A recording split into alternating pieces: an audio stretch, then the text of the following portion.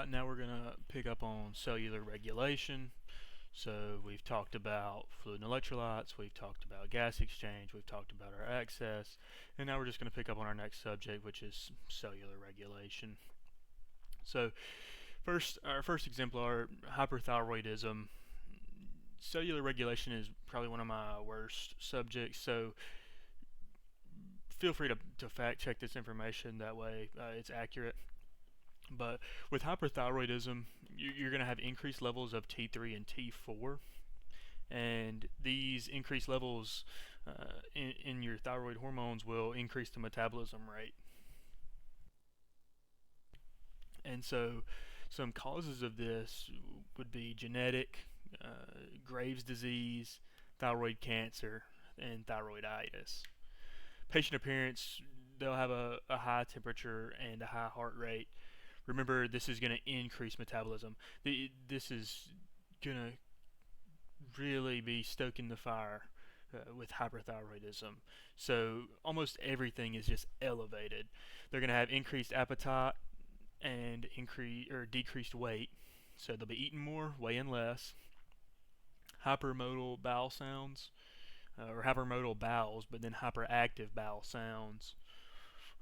Bloating and abdominal pain, so that goes right along with they've got that increased motility, and so it makes sense that they would be bloating. They're not going to be able to sleep. They'll have insomnia. They may have some heart palpitations, and their perspiration will be increased, so they'll be sweating a little bit more. And again, that's just metabolism. They're burning all that fuel. It's getting hotter in here. So, treatments for hyperthyroidism. First option, or not a first option, but your main option would be surgery if it's out of control. That'd be called a thyroidectomy, and you can have a sub or a total thyroidectomy. Sub, they'll just remove part of it. Total, they'll remove the whole thing. You can also put them on PTU or propethiouracil. I would do some digging on that if you're not familiar with that medication. And then our next treatment, propranolol, beta blocker, just kind of hopefully to chill everything out a little bit. Radioactive iodine therapy, which is actually pretty cool. Basically, it's going to damage and destroy the thyroid cells, and so that in turn will limit the thyroid hormone that they have. And so that way maybe their levels aren't so increased. But the only downside is it does take 4 to 6 weeks to start really working and seeing an effective outcome. And so if you're moving into thyroid storm, which is basically just hyperthyroidism increased, then you don't really have 4 to 6 weeks to just sit around and wait on this thing. Thyroid storm is life-threatening, and it can be precipitated by stress with an abrupt onset, so it sets in pretty quick. It can also be caused by infection or trauma or diabetic ketoacidosis or thyroid manipulation, maybe during surgery. The thyroid's pretty picky. It doesn't like to be messed with. So in this case, the metabolism was increased, but now it's greatly increased. It's through the roof. And so some signs and symptoms you're going to see is super high fever, 102, 106, tachycardia, possibly above 200 beats per minute. That's fast. And then obviously if your heart's beating above 200 beats per minute for any length of time, you're going to start running into heart failure and maybe even cardiogenic shock because your heart just can't keep up with that demand. And so you may start to see some altered level of consciousness, atrial dysrhythmias, tremors, muscle weakness, exophthalmos, the bulging eyes, the hyperthyroid eyes that we've seen several times now. Patients may develop some psychosis. They also will show signs of weight loss and may complain of chest pain. So I've got this little chart, and so in hyperthyroidism, the thyroid stimulating hormone is going to be low, and then the free T4 and free T3 are both going to be are high, and then thyroid storm to be very high. But then in in primary hypothyroidism, you see how TSH is high, but then their free thyroid levels are low. So, so remember low TSH and then high free T3 and T4. So if you're not hyperthyroid, if you don't have hyperthyroidism, then you have hypothyroidism. And hypothyroidism, it can just occur due to atrophy with age. As we get older, everything's going to start slowing down, or goiter. And you can have several conditions which cause hypothyroidism, such as Hashimoto's, um, antithyroid meds, radiation to the neck. Pituitary tumor can actually cause hypothyroidism. If your patient is taking iodine and lithium or lithium, they may develop hypothyroidism. It may be congenital, and it may even be idiopathic or from surgery again, like the thyroid storm. So patient appearance, they may have goiter. Their neck is just kind of almost distended looking. They're going to have some edema, could have some increased weight, hoarseness, because of course that neck's inflamed.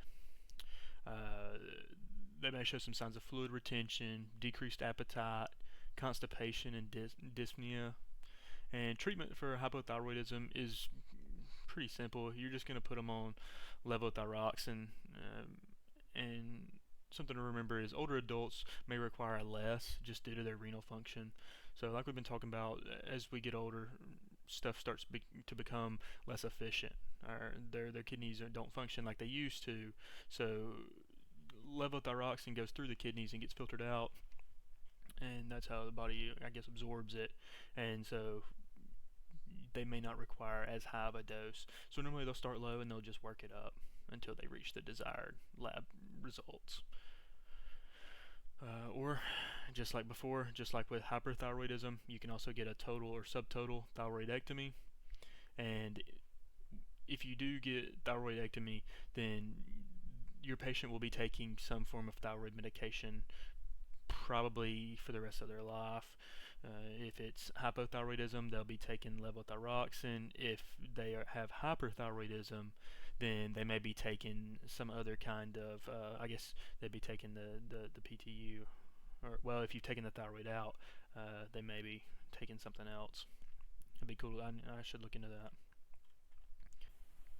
So that's going to bring us to our next exemplar here, which is myxedema.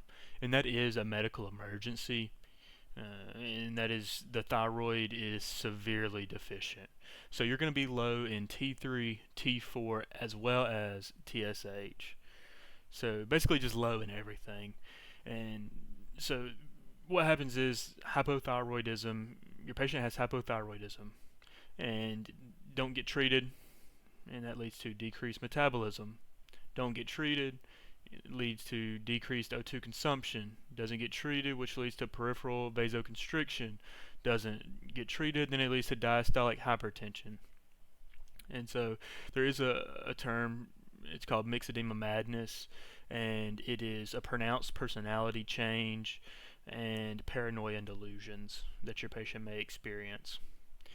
The patient may have an appearance of fatigue, hypothermia, cool extremities, which goes into the vasoconstriction, decreased bowel sounds, or maybe even absent if it's bad enough. Normal systolic, but increased diastolic blood pressure. And then they may have a slow heart rate and decreased respiratory rate. They may also be lethargic and confused. And as it progresses, they may develop seizures and eventually will just hit a coma. For your physical assessment, you may see the periorbital edema, you may see the swollen tongue, and then for diagnostics, you'll run your serum thyroid levels, your serum cortisol levels, your CBC, and then also obtain an EKG.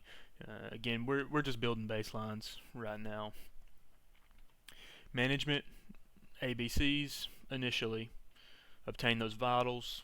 Assess for arrhythmias, so that'll go back to your EKG. passive rewarming, so they're hypothermia or hypothermic, I guess you'd say. So we want to warm them back up, get those extremities, back warm, and then treat them with levothyroxine, and you may even treat them with T4 as well as T3. So some stuff you want to implement as well as seizure precautions, just like with hypothyroidism, but this is just more pronounced and just a little bit more serious. It is a medical emergency. Now that'll carry us right on to our next. Switch gears a little bit.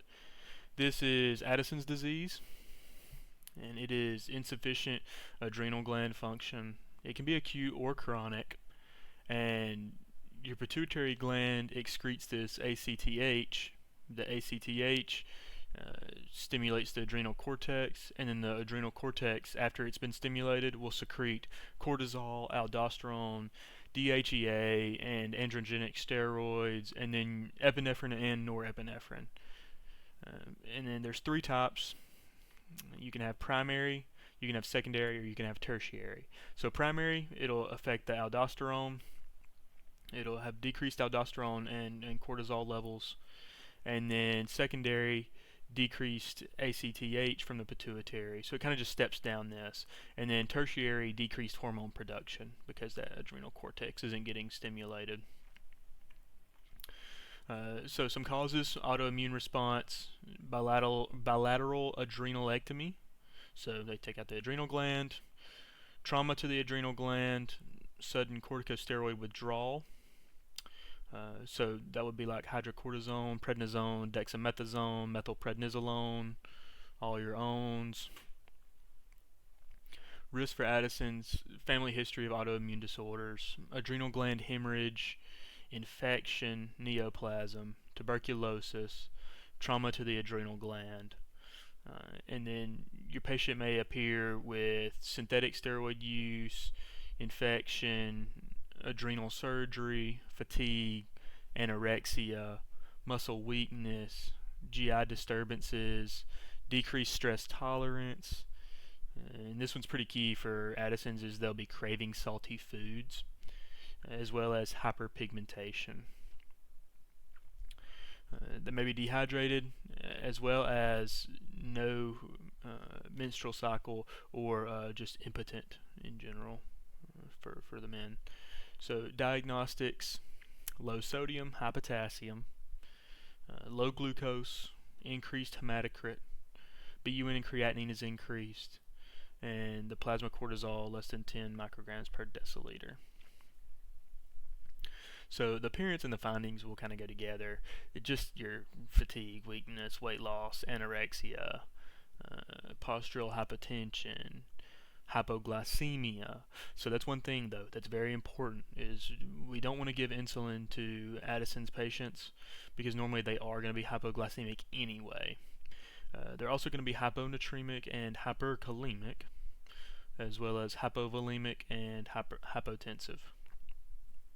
So low fluid volume and low blood pressure, as well as a fast heart rate, tachycardia, which makes sense. Normally if you have hypotension, normally that heart rate's going to try to speed up to compensate. So some things we can do as a nurse: assess those vitals frequently, chart those I's and O's, obtain those daily weights, instruct the patient to rise slowly. Again, we don't want to just be getting up and running to the bathroom, because when we're doing that, we're putting the patient's putting themselves at risk of hurting themselves and getting injured, and then furthering their condition. So we also want to perform some education as well for the patient, because they will be taking lifelong hormone replacement, and it may be advisable to wear a medic alert bracelet, and they also need to be instructed on high sodium, low potassium diet, and then also they want some high complex carbs in their diet as well. Addison's patients want to ideally drink more than 3 liters of fluid a day, and since they're taking all these steroids, we're going to go ahead and be prophylactic and get those stomach ulcers, give them some kind of like a proton pump inhibitor or something like that. And then that just moves us to our last exemplar, Addison's crisis. This is a medical emergency, and it's a sudden steroid cessation, stressful event, cold exposure, overexertion, or decreased sodium intake that precipitates this. So some signs and symptoms you may see: vascular collapse, extreme hypotension and tachycardia, hypoglycemia, and some things you can do are just IV fluids until they're stable. Give them IV glucose, as well as administer hydrocortisone and aldosterone. And so if you're given aldosterone or the fludrocortisone PO, then you want to do a simultaneous sodium infusion. And that's pretty much all we've got on cellular regulation.